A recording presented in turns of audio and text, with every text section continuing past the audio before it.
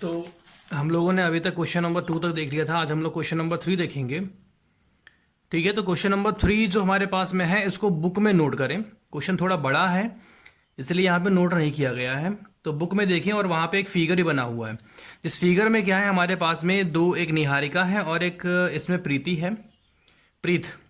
ठीक है, ये दोनों रनिंग करती हैं और एक हमारे पास में 2 पॉइंट पर रनिंग करती है, एक हमारे पास 8 पॉइंट पर रनिंग करती है। तो हमारे पास जो कोऑर्डिनेट ऑफ निहारिका होंगे वो 2,1/4 इंटू 100। ठीक है, तो 4 से काट दिया इसको तो 25 हो जाएगा, तो 2,25। Coordinate of flag post by the Preeti, ठीक है, 8,1/5 इंटू 100 को जब 5 से काटेंगे तो 20 आएगा, तो 8 और 20 हमारे पास उसके कोऑर्डिनेट हो गए। अब वहाँ ये पूछा गया है हमारे पास डिस्टेंस बिटवीन 2 फ्लैग स्पॉट। अब उसके बीच में डिस्टेंस क्या होगी, तो हमारे पास x1 इक्वल टू हमारे पास 2 है, x2 हमारे पास में 8 है और y1 हमारे पास 25 और y2 हमारे पास 20 है। तो डिस्टेंस बिटवीन 2 पॉइंट का हमारे पास जो फार्मूला होता है वो हम लोग यहाँ पे लगाएंगे। रूट के अंदर x1 माइनस x2 का होल स्क्वायर हो गया प्लस y1 माइनस y2 का होल स्क्वायर हो गया।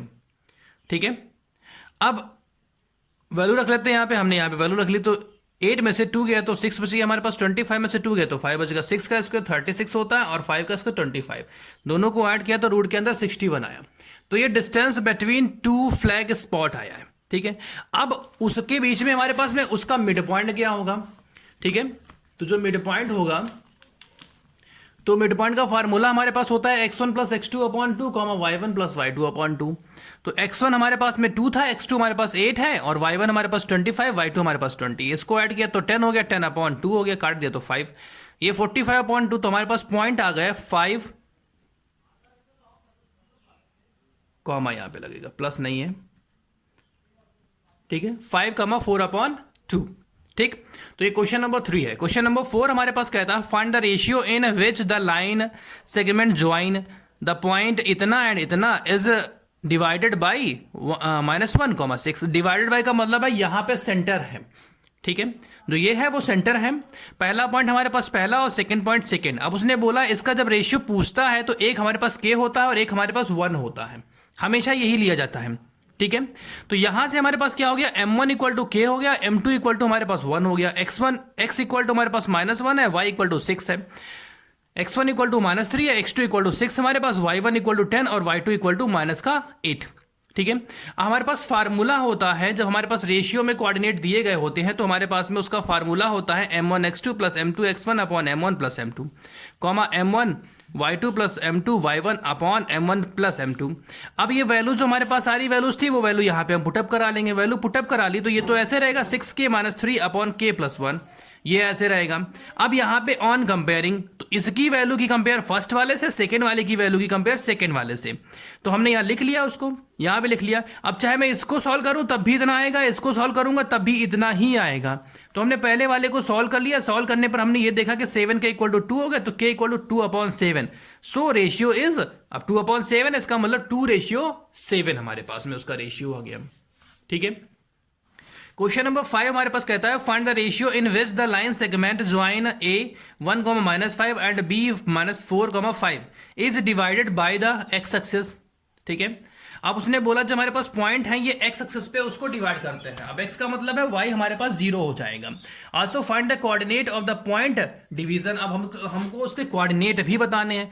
मुझे यहाँ से m1 m2 की वैल्यू भी बतानी है और उसके बाद में जो हमारे पास में कोऑर्डिनेट है उनको भी हमें यहाँ पे बताना है। तो आगे हम लोगों ने यहाँ उसका फिगर बनाया हुआ है, तो ये हम लोगों ने इसका फिगर बना लिया। तो हमने देखा ए के पॉइंट और बी के पॉइंट हमें दिए थे। जो हमारे पास में मिड पॉइंट था वो x,0, क्योंकि उसने बोला है कोऑर्डिनेट ऑफ x एक्सिस, इसका मतलब x रहेगा और y नहीं रहेगा, y 0 हो जाएगा। यहां पर भी वही होगा, k और 1। तो हमारे पास m1 इक्वल टू k हो जाएगा, m2 इक्वल टू 1 हमारे पास हो जाएगा, x इक्वल टू x हो गया, y इक्वल टू 0 हो गया, x1 इक्वल टू हमारे पास 1 है, x2 इक्वल टू -4 है, y1 equal to -5, y2 equal to +5। फिर यहाँ पे हमारे पास वही फार्मूला, हमने फार्मूला रखा, वैल्यू सारी रख दी। यहाँ पे रखने के बाद देखा फर्स्ट वाला फर्स्ट का कंपेयर, सेकंड वाला सेकंड का कंपेयर, तो यहाँ लिख लिया गया। अब फर्स्ट वाले को सॉल्व कर लिया हमने तो हमारे पास में क्या आ गया, यहाँ से सेकंड वाले को सॉल्व किया तो हमारे पास k की वैल्यू आ गई। ठीक है, अब k इक्वल टू 1 आ गया। अब हम सॉल्व करेंगे फर्स्ट वाले को, तो जहाँ k था वहां पे 1 रख दिया, तो -4 + 1/2 equal to x, -3/2 equal to x। तो यहां से हमारे पास x की वैल्यू हमारे पास में -3/2 आ गया और k इक्वल टू 1 आ गया। तो रेशियो हमारे पास क्या हो जाएगा, 1:1 एंड पॉइंट -3,2, 0। ये हमारे पास कोऑर्डिनेट ऑफ मिड पॉइंट निकल आए हमारे पास में, जो सेंटर था उसके हमारे पास कोऑर्डिनेट निकल आए और रेशियो भी हमने यहाँ पे निकाल लिया।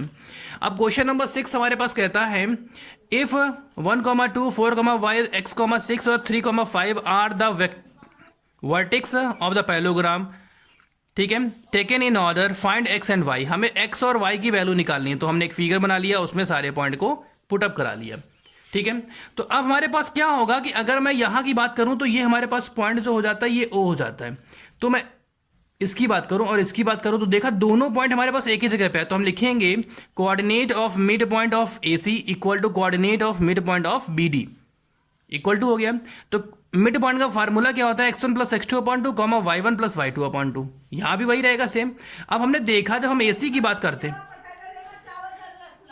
x की जब हम बात करते हैं यहां पे, तो हमारे पास में x हमारे पास में x1 हमारे पास क्या है, तो 1 है, और x2 हमारे पास x है, y1 हमारे पास 2 है और y2 हमारे पास 6 है, ठीक है।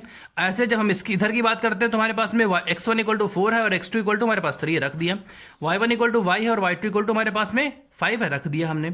अब देखा यहाँ से ये तो ऐड हो गया, तो 8/2 हो गया, यहाँ पे हमारे पास 7/2 हो गया। अब बाई कंपेयरिंग हो जाएगा, तो इसकी कंपेयर इससे और सेकेंड वाली कंपेयर सेकेंड वाले से। तो फर्स्ट वाली कंपेयर हमने जब 7/2 से किया तो 2 कट जाएगा, तो 1 plus x equal to 7, then x equal to 7 minus 1 equal to 6 हो जाएगा हमारे पास में। अब ये तो पहली कंपेयरिंग होंगे, सेकेंड वाली कंपेयरिंग, अब इसकी इसके साथ कंपेयरिंग होंगे, तो 8/2 equal to y plus 5/2, 2 cut गया, 8 इक्वल टू y प्लस 5, अब 5 इधर आ जाएगा, तो 8 minus 5, then y equal to 3 हमारे पास आ जाएगा। तो x की वैल्यू हमारे पास में 6 आ गई और y की वैल्यू हमारे पास में 3 आ गई, ठीक है। अब क्वेश्चन नंबर 6 हम लोग देख लेते हैं। तो क्वेश्चन नंबर 6 हमारे पास कहता है find the coordinate of a point A where AB is the diameter of circle. अब उसने बोला है कि हमें A के पॉइंट बताना है, जबकि AB हमारे पास जो है वो डायमीटर ऑफ सर्किल है, ठीक है। आगे उसने बोला हमारे पास में what centre is 2, -3 and B इतना, सेंटर की वैल्यू दी है और B की वैल्यू, A की वैल्यू उसने पूछी है। तो हमें पता है जो O हमारे पास में है वो मिड पॉइंट ऑफ AB है, तो हम क्या लिखेंगे यहाँ पे, coordinate of mid point of AB equal to coordinate of O, तो कोऑर्डिनेट ऑफ O के रख दिए। मिड पॉइंट का x1 plus x2 upon 2 y1 plus y2 upon 2। x1 की वैल्यू हमारे पास में x है, x2 की वैल्यू हमारे पास 1 है, रख दिया। y1 की वैल्यू y है हमारे पास में और y2 की वैल्यू 4 है, रख दिया हमने। अब कंपेयरिंग करा लेंगे, तो फर्स्ट वाले का फर्स्ट है, सेकेंड वाले का सेकेंड से। तो फर्स्ट वाले कंपेयर किया और उसको सॉल्व किया तो x इक्वल टू हमारे पास 3 आया। जब सेकेंड वाले कंपेयर किया तो उसको सॉल्व किया तो हमारे पास में y इक्वल टू 2 आया। तो हमारे पास पॉइंट ऑफ A इज 3,2, तो हमारे पास में क्या होता है, कोऑर्डिनेट ऑफ पॉइंट A के 3,2 हमारे पास में पॉइंट आ गया। तो ये क्वेश्चन नंबर 7 तक हो चुका है, ठीक है। तो यहां तक क्वेश्चन करें और बिल्कुल साफ साफ करें।